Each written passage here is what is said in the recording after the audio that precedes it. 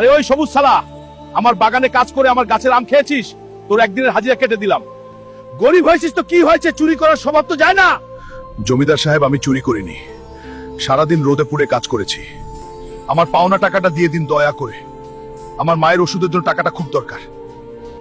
এই নে তোর আজকের হাজিরা, আর কোনোদিন আমার বাগানে যেন তোকে না দেখি, ভিখারি কোথাকার।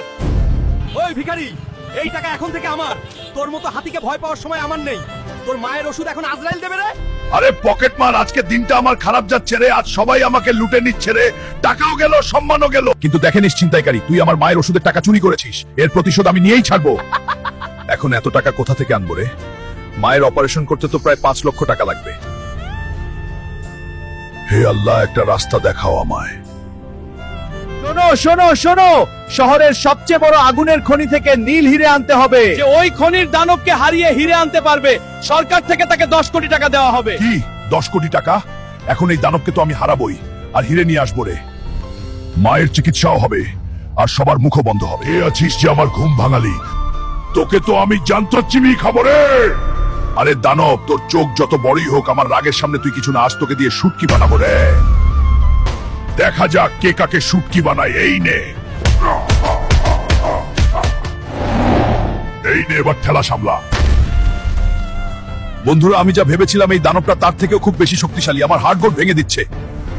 তোমরা যদি চাও আমি জিতি, তাহলে তাড়াতাড়ি লাইক আর সাবস্ক্রাইব করে দাও। তোমাদের এক একটা সাবস্ক্রাইব আমাকে সুপার পাওয়ার দেবে। আমার সব বন্ধুরা আমাকে দিয়েছে, তুই এখন আমার সামনে কিছু না।